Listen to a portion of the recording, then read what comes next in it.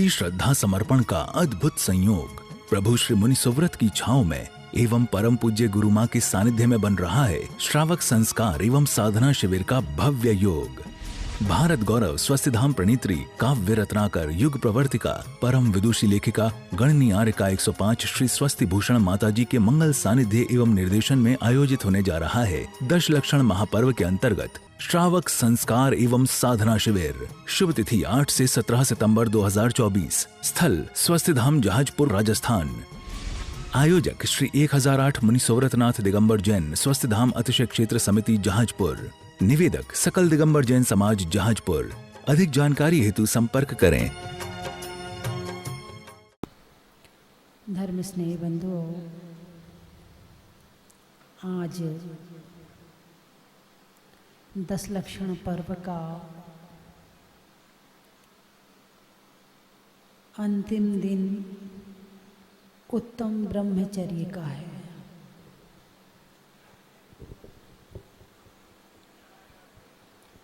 ब्रह्मचर्य क्या कहा है?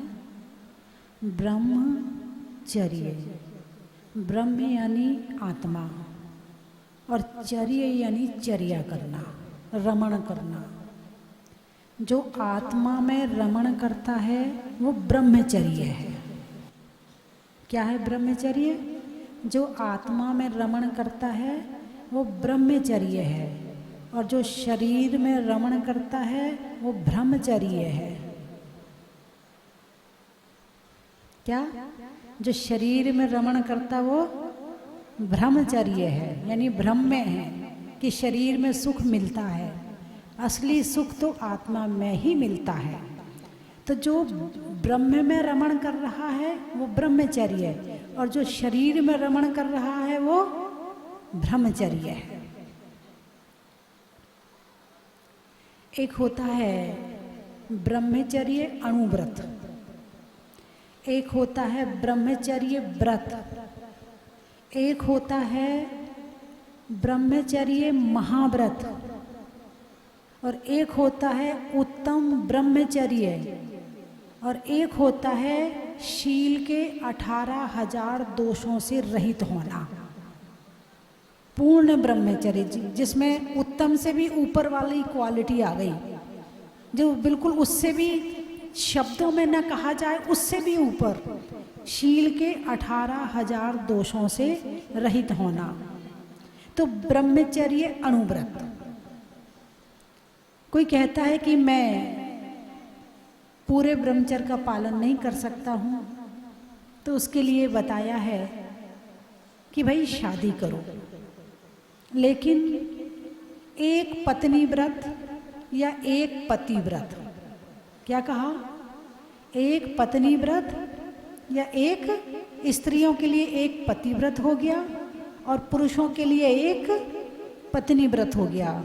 इसको ब्रह्मचर्य अणुव्रत कह दिया, अणुव्रत। और ये व्रत ना तो त्रियंचों में होता है, ना नारकियों में होता है, और ना देवों में होता है। देवों में भी एक एक देव की अनेक अनेक देवियां होती हैं, तो उनका भी ये व्रत नहीं हो सकता है। और यहाँ पशुओं में होते ही नहीं है, उन्हें तो पता ही नहीं कि पत्नी कौन है, उन्हें तो ये वहाँ रिश्तों का कोई सवाल ही नहीं उठता है। तो जो ये यहाँ पर बताया है मनुष्यों में कि अणुव्रत, कौन सा व्रत? और ब्रह्मचर्य अणुव्रत, एक पत्नी व्रत या एक पति व्रत। गृहस्थी में भी रह रहे हो तो सीमा रेखा खींच ली, चलो भाई इच्छाओं को कंट्रोल नहीं कर रहे हैं तो इतना तो कर लें कि एक पत्नी व्रत में ही अपना जीवन निकालेंगे, इससे आगे नहीं जाएंगे। तो ये हो गया ब्रह्मचर्य अणुव्रत। दूसरा है ब्रह्मचर्य व्रत। अब किसी ने कहा कि भाई ठीक है, अब हमारी उम्र 60 साल की हो गई अथवा 40 साल की हो गई अथवा जितनी भी उम्र हो गई, अब हम भोगों से विरक्त होना चाहते हैं, अब हम भोगों को छोड़ना चाहते हैं, अब हम वासना से दूर रहना चाहते हैं, तो वो घर में रहकर भी ब्रह्मचर्य व्रत का पालन करता है। उतना वो घर में रहकर भी त्याग कर देता है। कुछ ऐसे होते हैं कि महीने में 10 दिन का ब्रह्मचर्य व्रत, महीने में 25 दिन का ब्रह्मचर्य व्रत, अष्टमी चतुर्दशी का व्रत, 10 लक्षण पर्व, अष्टानी का पर्व का व्रत, तो इस तरह से भी सीमा बना लेते हैं, थोड़ा थोड़ा नियम लेते चले जाते हैं और फिर आखिरी में जाकर के पूर्ण रूप से व्रत का पालन शुरू कर देते हैं। ये हो गई ब्रह्मचर्य व्रत। एक होती है ब्रह्मचर्य प्रतिमा। क्या? ब्रह्मचर्य प्रतिमा। सातवीं प्रतिमा का क्या नाम है? ब्रह्मचर्य प्रतिमा। इसमें वो प्रतिमाधारी है, श्रावक बन गया है, पाक्षिक श्रावक बन गया है, हैं? और उसने 1 प्रतिमा, 2 प्रतिमा, 3 प्रतिमा, 4 प्रतिमा, 5 प्रतिमा, 6 प्रतिमा तक ले ली है और पूर्ण रूप से साधना कर रहा है। अब उस साधना के साथ में जो ब्रह्मचर्य प्रतिमा लेता है, अब वो उससे ज़्यादा विशुद्धि वाला है।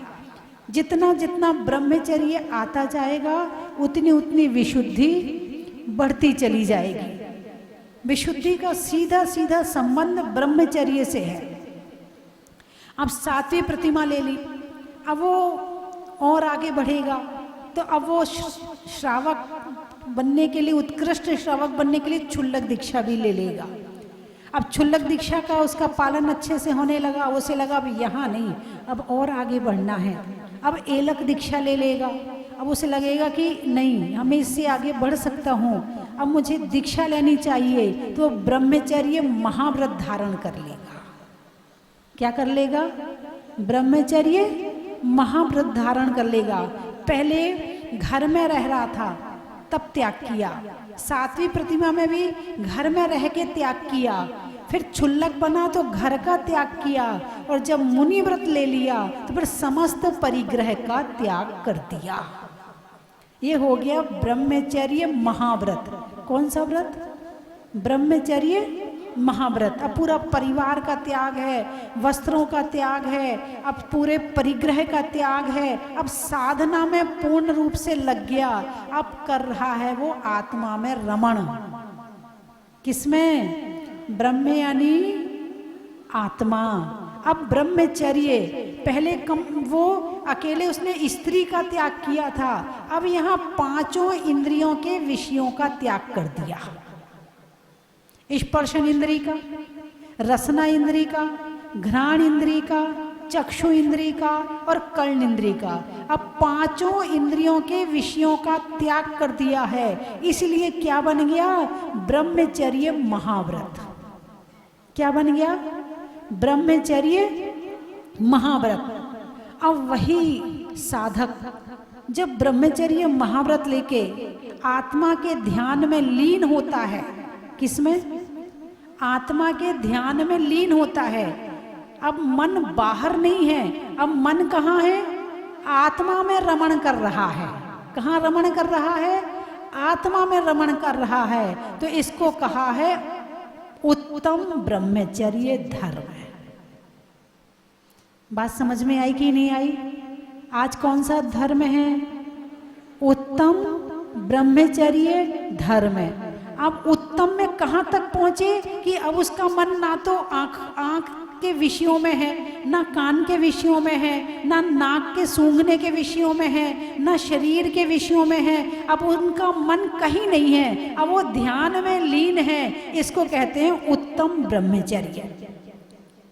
जब स्थूल रूप में ब्रह्मचर्य की बात आती है तो मात्र 1 इंद्रिय विषय सेवन को त्याग कराया जाता है, केवल वासना का त्याग कराया जाता है। बोले इनने ब्रह्मचर्य व्रत ले लिया, इसका मतलब स्त्री है तो पुरुष का और पुरुष है तो स्त्री का त्याग किया है। ये स्थूल इसका वर्णन है। फिर इससे ज्यादा इसका वर्णन किया तो 5 इंद्रियों के विषयों का त्याग ब्रह्मचर्य है। क्या कहा? 5 इंद्रियों के विषय भोगों का त्याग ब्रह्मचर्य है, और ये ही उत्तम ब्रह्मचर्य है। तो शुरुआत ब्रह्मचर्य अणुव्रत से क्यों करी? अणुव्रत में ब्रह्मचर्य को स्त्री या पुरुष का त्याग क्यों करवाया? क्योंकि आपने देखा होगा कि जब तक घर में रहते हैं जब तक शादी नहीं हुई होती है तो निश्चिंत रहते हैं, कोई टेंशन नहीं, कोई विकल्प नहीं, आराम की जिंदगी जीते हैं, कोई ज्यादा टेंशन की जिंदगी नहीं होती है। टेंशन की शुरुआत कहाँ से होती है? भूल गए राग रंग, भूल गए चौकड़ियाँ, और 3 चीज याद रही, नमक तेल लकड़ियाँ। अब तो क्या लकड़ी का जमाना नहीं, अब तो गैस का जमाना आ गया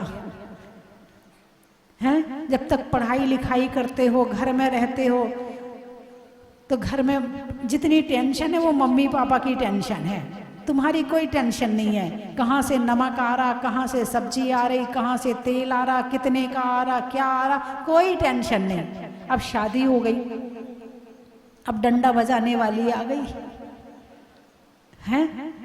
तो अब जैसे ही शादी होती है वैसे ही मन में 100 तरह का बोझ आता है। कितने तरह का?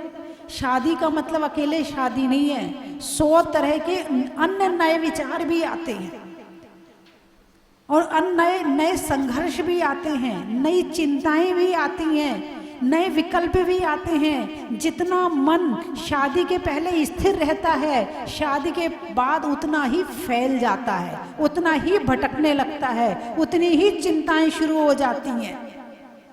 कब? अरे बोलिए ना। नहीं, ये तो आप ज्यादा बता सकते हो, पहले का अनुभव और बाद का अनुभव है, होता है कि नहीं होता? तो मतलब जैसे ही आपका ब्रह्मचर्य व्रत टूटा वैसे ही मन भटकना शुरू हो जाता है, और मोह में उतना ही ज्यादा फंस जाता है। एक जिसने शादी नहीं करी वो दीक्षा लेता है, और एक जिसने शादी कर ली, फिर पोते पोतियों की भी शादी कर ली, और एक वो दीक्षा लेता है। दोनों की साधना में महान अंतर होता है। मैं बात तीर्थंकरों की नहीं कर रही हूँ, तीर्थंकर की अपनी एक अलग है, वो तो एक महान पुरुष हैं, महापुरुष हैं। वो तो जब आत्मा में प्रवेश करते हैं तो वो कहीं जाते ही नहीं है। लेकिन सामान्य श्रावक पंचम काल की बात कर रही हूँ कि एक शादी के बाद जो साधना करता दीक्षा लेता है और एक जो शादी के पहले दीक्षा लेता है, दोनों की विशुद्धि में अंतर होता है।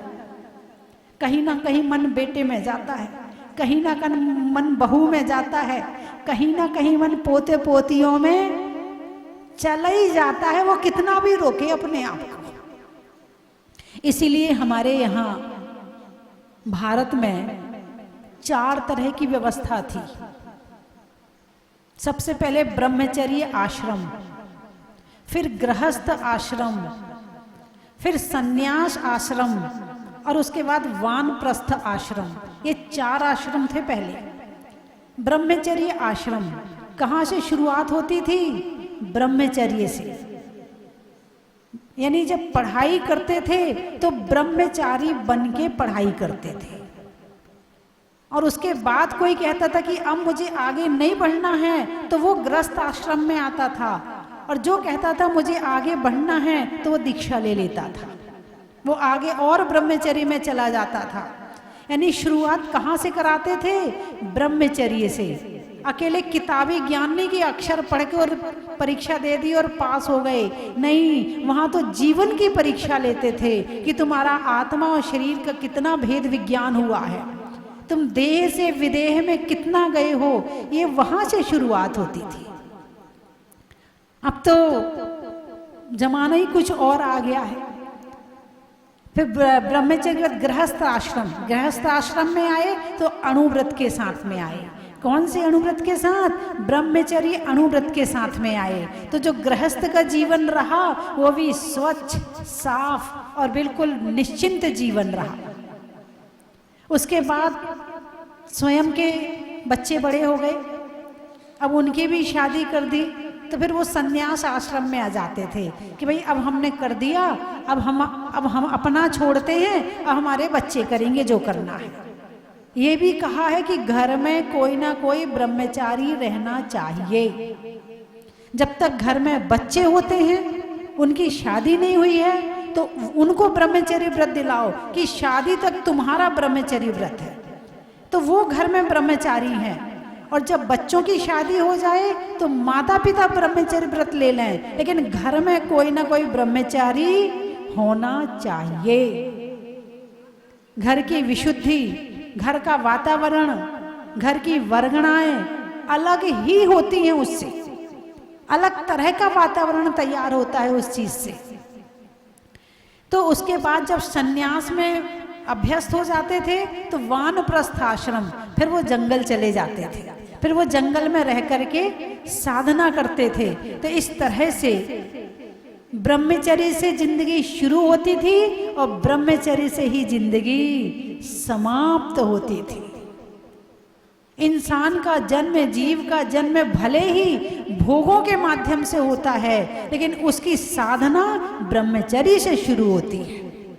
और जिसकी साधना ब्रह्मचर्य से शुरू होती है उसकी मानसिक बीमारियां आदि उसको नहीं होती हैं। मानसिक बीमारियां ज़्यादातर उन्हें होती हैं जो अपनी शक्ति को, क्योंकि जो ब्रह्मचर्य है वो आत्मा की शक्ति है। क्या है? शक्ति है। जब ये शक्ति नीचे की तरफ जाती है तो वासना बन जाती है। जब ये शक्ति ध्यान, ज्ञान, धर्म, साधना के माध्यम से ऊपर की तरफ जाती है तो ये शक्ति एक महान शक्ति को जन्म देती है। इस शक्ति का ऊर्ध्वारोहण किया जाता है। ऊर्ध्वारोहण जिसको करना आता है वो इस शक्ति से बहुत कुछ प्राप्त कर सकता है, और जिसे नहीं आता है वो इस शक्ति को व्यर्थ में ही खोता रहता है। धर्म, अर्थ, काम और मोक्ष, 4 पुरुषार्थ हैं। कितने पुरुषार्थ हैं? 4 पुरुषार्थ, सबको मालूम है। पहला पुरुषार्थ धर्म, दूसरा अर्थ, तीसरा काम और चौथा मोक्ष। शुरुआत कहाँ से है? धर्म से है, और एंड कहाँ से है? मोक्ष से है। ये बीच के हैं। यदि आप इस संसार में रह रहे हो तो धर्म के साथ में अर्थ पुरुषार्थ हो और धर्म के साथ में काम पुरुषार्थ हो। यानी जो धर्म के साथ में काम पुरुषार्थ को लेता है उसकी संतान भी ऐसी जन्म लेती है जो मोक्ष जाने वाली होती है।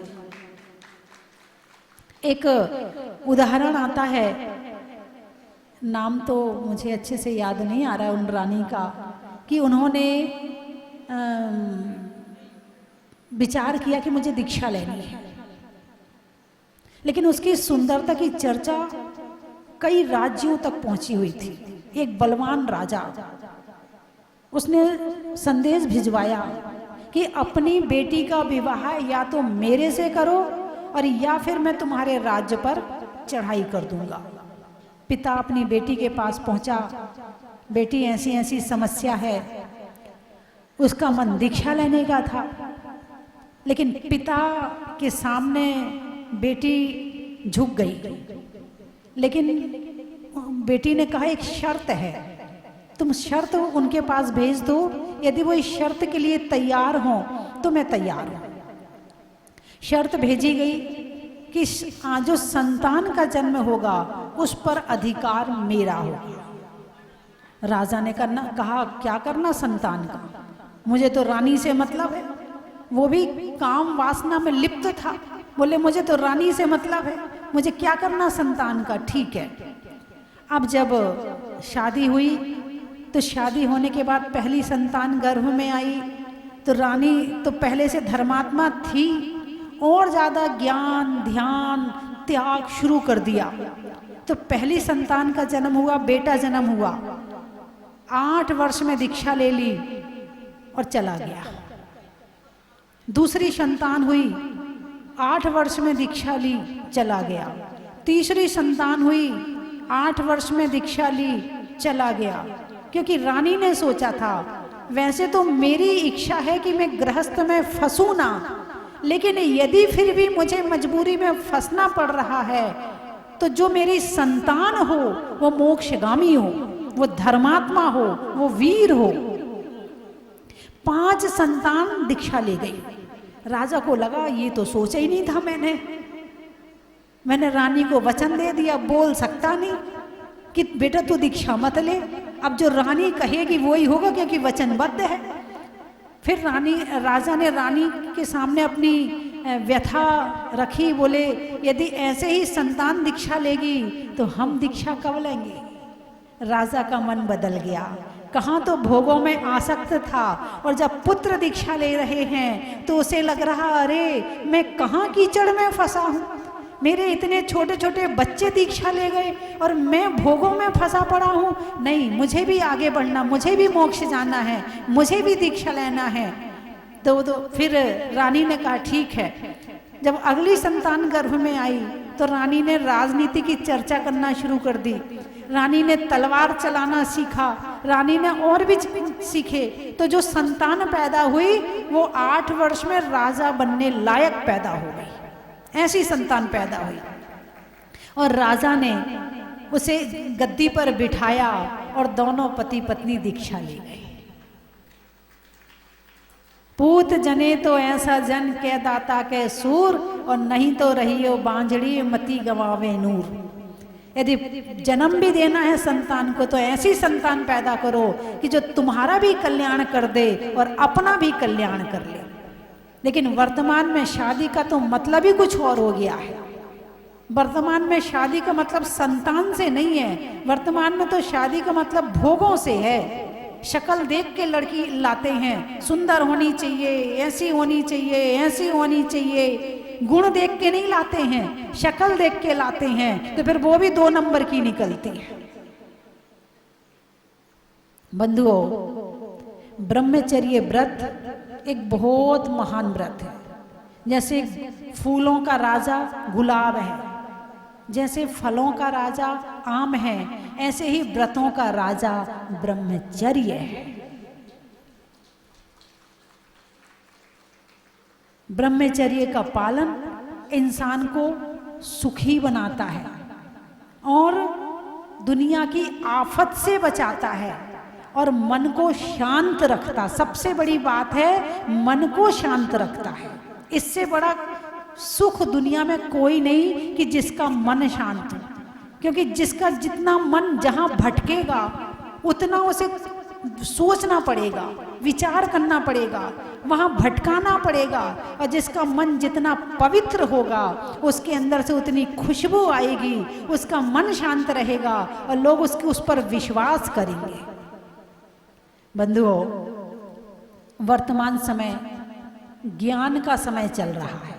पहले इतने कॉलेज नहीं थे, इतने स्कूल नहीं थे, है ना, इतनी कोचिंग नहीं थी, लेकिन इंसान फिर भी शांत था, सुखी था और अच्छा था। आज इतनी पढ़ाइयाँ हो रही हैं और वही बच्चे आत्महत्या कर रहे हैं। क्यों कर रहे हैं? अरे बोलिए ना, ये मतलब पुराने बुजुर्ग आत्महत्या नहीं कर रहे। ये नहीं सुना होगा कि बुजुर्ग ने आत्महत्या करी, बच्चों ने आत्महत्या करी, ये जरूर सुना है। भाई क्यों कर रहे हैं? क्योंकि उनका यदि सबसे ज्यादा घात हो रहा है तो उनके ब्रह्मचर्य का घात हो रहा है। सबसे ज्यादा नाश हो रहा है तो उनके ब्रह्मचर्य का नाश हो रहा है। आने वाली जो यहाँ जो मनोरंजन के साधन हैं वो ये सिखा रहे हैं कि व्रत नियम कुछ नहीं होता है, जो है वो भोगों में है, और जो वो सिखा रहे हैं वो तुम्हारे से नहीं सीख रहे हैं। और यहाँ तक ऐसी घटनाएं भी सुनने में आती हैं कि एक 11 साल का लड़का था और 13 साल की लड़की थी। 13 साल की लड़की प्रेग्नेंट हो गई। इसलिए वर्तमान में घर में बच्चे बड़े हो रहे हैं, आप ये मत समझो कि वो बच्चा है। जिस बच्चे के हाथ में मोबाइल है वो बच्चा नहीं है, अब वो बड़ा हो गया। और आजकल तो बच्चे पैदा होने ही बंद हो गए हैं। अब तो बाप पैदा हो रहे हैं सीधे सीधे। अब तुम्हारी नहीं चलती है घर में, तुम्हारे हिसाब से खाना नहीं बनता है। अरे बोलिए ना, पहले घर में जो बड़े खाते थे वो बनता था, वो छोटे चुपचाप खा लेते थे। अब घर में जो छोटे कहते हैं वो बनता है और बड़े चुपचाप खा लेते हैं। यदि उतना पालन भी कर लिया जाए तो वो भी स्वर्ग भेजने में समर्थ है। ब्रह्मचर्य सबसे अंत में लिया है। क्षमा पहले, फिर मार दो, आड़ जाओ, शौच, सत्य, संयम, तप, त्याग, अकिंचन, फिर सब हो जाता है, तब ब्रह्मचर्य प्रकट होता है। और जो कहा कि शील के 18,000 दोष, अभी किसके, जब 8 कर्मों से रहित हो जाएगा जीव, तब वो पूर्ण रूप से शीलवान कहलाएगा। शील, शील जानते हो? बोले कोई दवाई आती है, ढक्कन बंद आता है, और यदि वो टूट जाए तो क्या कहते? शील, शील टूट गई, यही तो कहते शील टूट गई हैं। और यदि पापड़ है, नरम हो गया तो क्या कहते हैं? शील गया। कहते कि नहीं कहते? इसका अर्थ अब जीव के साथ में निकालो, जिसका मन अपने को छोड़कर औरों में चला गया उसका शील गया। जिसका मन, जो व्रत है उसको छोड़कर यदि औरों में चला गया तो इसका मतलब शील गया। और जब उत्तम में आता है, 18,000 दोषों से रहित होता है, जब शरीर से भी छूट जाए, शरीर का स्पर्श भी शील में दोष लगा रहा है, शरीर का स्पर्श भी। इसीलिए सिद्ध भगवान के ही जब 8 कर्मों से रहित होते हैं, तब वो 18,000 शील के दोषों से रहित होते हैं। और फिर यहाँ तो इतना घोर अब्रह्म चल रहा है। तो बंधुओं, आप लोग ज़्यादा समझदार हैं, आप लोग इतने उम्र से ब्रह्मचर्य व्रत के प्रवचन सुन रहे हैं। आपके जीवन में कितना आया मुझे नहीं पता, लेकिन आज यहाँ से संकल्प करके जाना कि थोड़ा थोड़ा ब्रह्मचर्य व्रत यहाँ से लेके जाना। भले आप 10 दिन का लो, 15 दिन का लो, 8 दिन का लो, लेकिन लेकर जाना। एक पत्नी व्रत लेकर जाना, एक पति व्रत लेकर जाना, और अपने जीवन में इसको धारण करना, तो समझना कि आपका शिविर में आना सफल हो गया है। और अपने बच्चों को भी सिखाना, क्योंकि आने वाली पीढ़ी सबसे ज़्यादा इसी का घात कर रही। इसका जो जितना घात करेगा उतना परेशान रहेगा, उतना बीमार रहेगा और उतना दुखी रहेगा, और जो इसका पालन जितना ज़्यादा करेगा वो उतना सुखी रहेगा। बात समझ में आई कि नहीं आई? सुखी रहना चाहते हो? अरे बोलिए ना। हाँ, निरोगी रहना चाहते हो? हाँ, तो अपनी इस शक्ति को जागृत करें, और ज्ञान, स्वाध्याय और ध्यान के माध्यम से इस शक्ति को ऊपर की तरफ ले जाएं, और ले जाकर इस शक्ति से अपने अनंत सुख को प्राप्त करें। तो मेरी बात आपकी समझ में आ गई? अरे बोलिए ना। अच्छा, चलो फिर खत्म करूं? नहीं, स्वभाव में नर्म का, भोजन में गर्म का, और जीवन में 10 लक्षण धर्म का।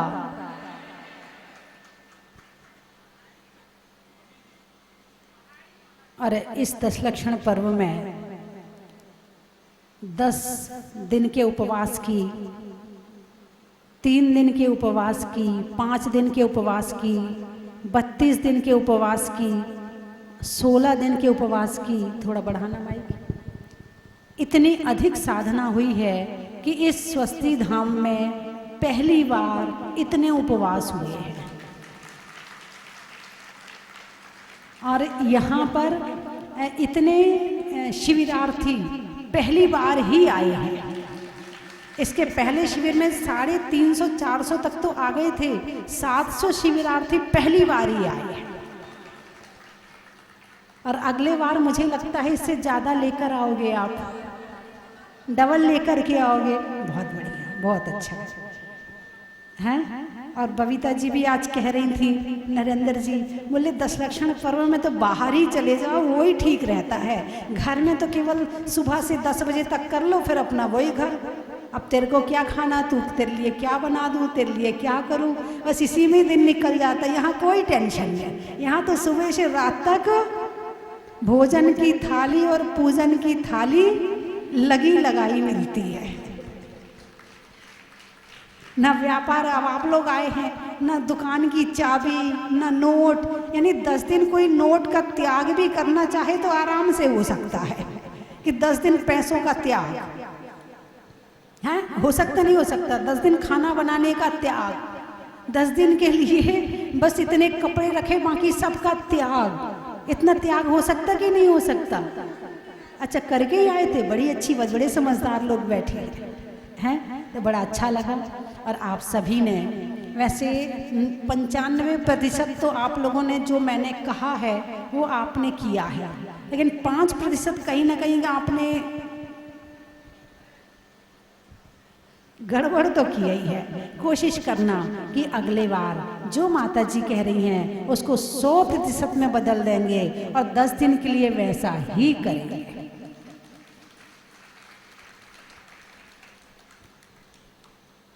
अब पंछी के उड़ने का समय नज़दीक आ रहा है। कल सुबह पाड़ना होगा, हैं? अभी रथ यात्रा होगी, हिंदी में मात्रा का, स्कूल में छात्रा का, और आज की रथ यात्रा का। बीज में बोने का, कमरे में कोने का, और शिविर में आकर खुश होने का। कर्म के हरने का, पर्वत पर झरने का, और शिविर में नियम पालन करने का।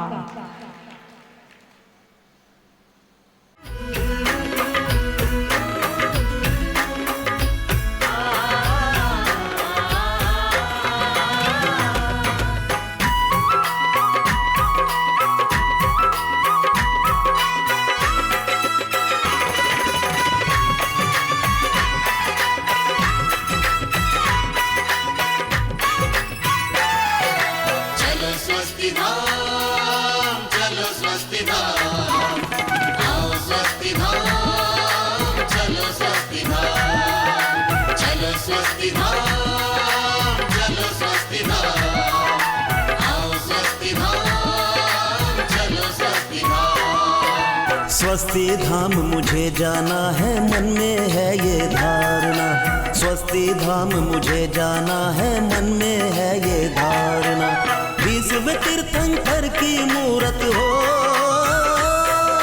20वें तीर्थंकर की मूरत को मन भर के निहारना। चलो स्वस्ति धाम, चलो स्वस्ति धाम, आओ स्वस्ति धाम, चलो स्वस्ति धाम। चलो स्वस्ति धाम, चलो स्वस्ति धाम, आओ स्वस्ति धाम, चलो स्वस्ति धाम।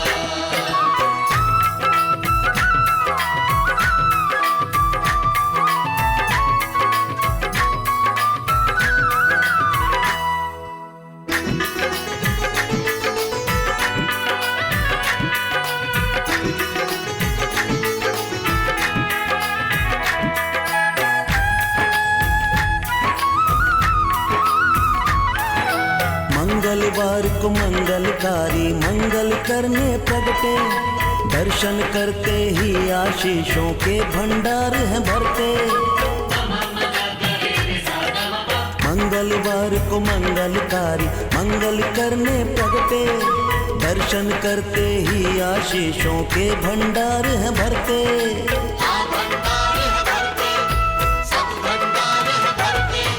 स्वस्ति धाम में जाकर मुझको, स्वस्ति धाम में जाकर मुझको भी जीवन है सुधारना।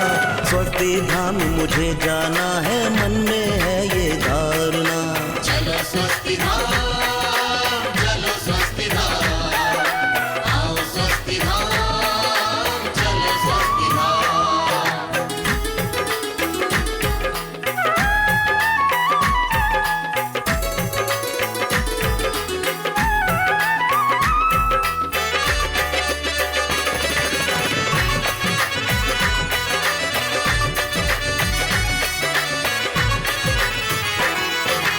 एक बार जो आया यहाँ पे बार बार आता है, जो ना आया एक बार भी निश्चित पछताता है। एक बार जो आया यहाँ पे बार बार आता है, जो ना आया एक बार भी निश्चित पछताता है। निश्चित पछताता है, निश्चित पछताता है। साधु संतों का भी रोज ही हो,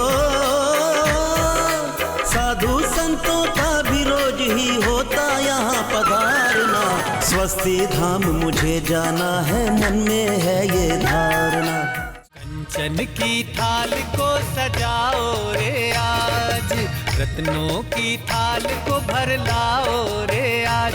आओ आओ करे रे गुणगान आरती भगवन की, आओ आओ करे गुणगान आरती भगवन की।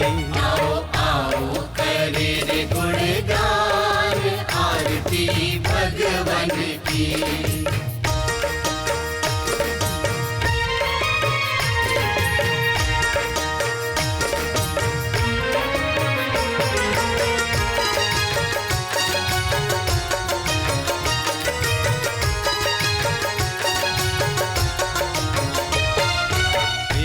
सुमित्र के राज दुलारे, माँ पद्मा जी के नैनों के तारे।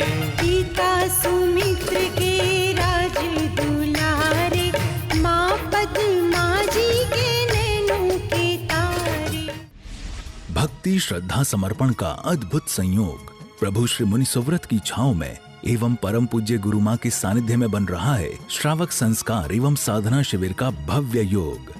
भारत गौरव स्वस्तिधाम प्रणीत्री काव्य रत्नाकर युग प्रवर्तिका परम विदुषी लेखिका गणनी आर्यका 105 श्री स्वस्ति भूषण माताजी के मंगल सानिध्य एवं निर्देशन में आयोजित होने जा रहा है दशलक्षण महापर्व के अंतर्गत श्रावक संस्कार एवं साधना शिविर। शुभ तिथि 8 से 17 सितंबर 2024। स्थल स्वस्तिधाम जहाजपुर राजस्थान। आयोजक श्री 1008 मुनि सुव्रतनाथ दिगंबर जैन स्वस्तिधाम अतिशय क्षेत्र समिति जहाजपुर। निवेदक सकल दिगंबर जैन समाज जहाजपुर। अधिक जानकारी हेतु संपर्क करें